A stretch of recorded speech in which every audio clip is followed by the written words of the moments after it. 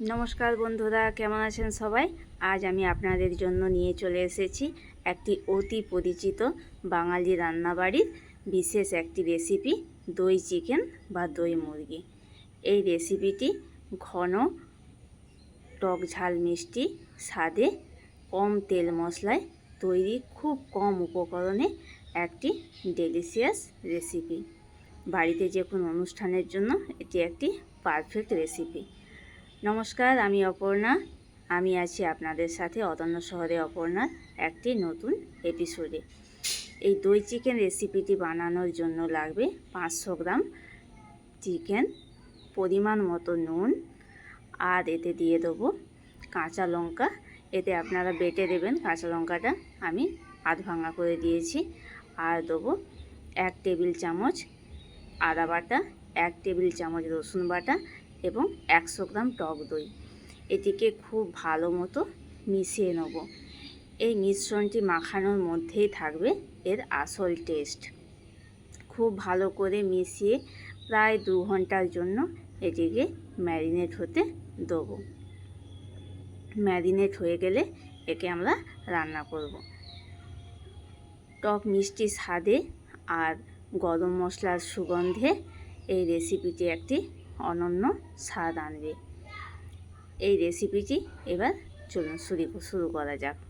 প্রথমে গ্যাসটা জ্বালিয়ে নেব এবং একটি কড়াই বসিয়ে সাদা তেল দিয়ে দেবো, আর ওতে গোটা গরম মশলা, শুকনো লঙ্কা ফোড়ন দিয়ে দেবো এবং ওর মধ্যে দিয়ে দেবো পেঁয়াজের পেস্ট।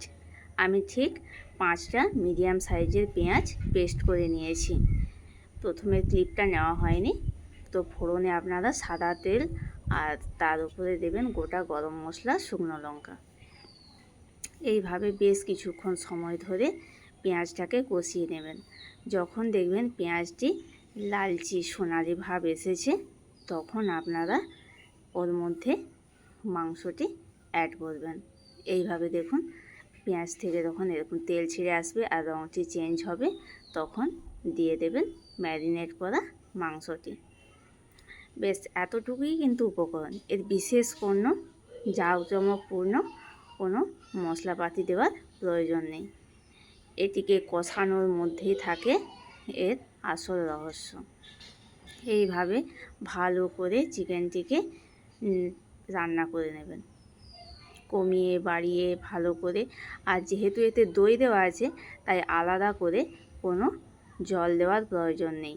কিছুক্ষণ নেড়ে এটাকে যখন ঢাকা দেওয়া হবে, অটোমেটিক এর থেকে জল ছেড়ে দেবে। দেখুন কেমন জল ছেড়েছে। এই জলের মধ্যেই পুরো রান্নাটি কমপ্লিট হয়ে যাবে। যেহেতু দই চিকেন রেসিপিটি খুব রঙের হয় না, তাই আমি এর থেকে হলুদ এবং লঙ্কা গুঁড়ো এড়িয়ে যাব। এটি ঠিক হালকা সোনালি বা সাদাটে ভাবেরই হয়, তাই আমি এতে কোনো রং বাহারি মশলা ইউজ করছি না। এতে যে আর বিশেষ 1-2টি উপকরণ দেবো, সেটি চলুন দেখে নিই। এইভাবে যখন বেশ অর্ধেকটার ওপর সেদ্ধ হয়ে যাবে, তখন এর মধ্যে দিয়ে দেবো গরম মশলা গুঁড়ো আর 1 চামচ মতো গোলমরিচের গুঁড়ো, আর দিয়ে দেবো 1 চামচ ঘি। দইয়ের টক মিষ্টি স্বাদ আর ঘিয়ের গন্ধ আর ফোড়নে যে গোটা গরম মশলার যে সুগন্ধ, এতেই এই রান্নাটি একটি অনন্য স্বাদ আনবে। এইভাবে যখন গ্রেভিটি ঠিক আসবে, তখন আমরা রেডি করে দেবো।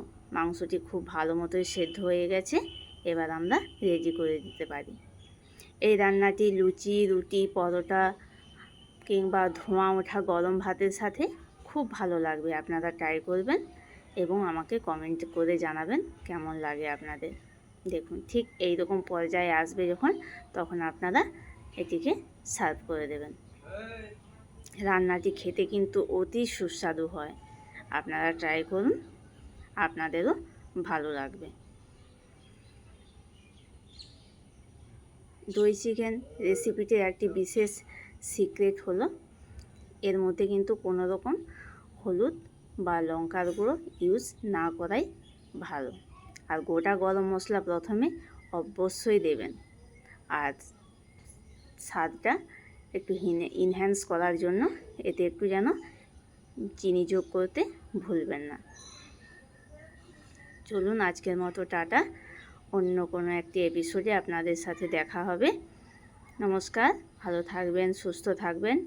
অরণ্য শহরে অপর্ণা আজকের মতো বিদায় নিচ্ছে।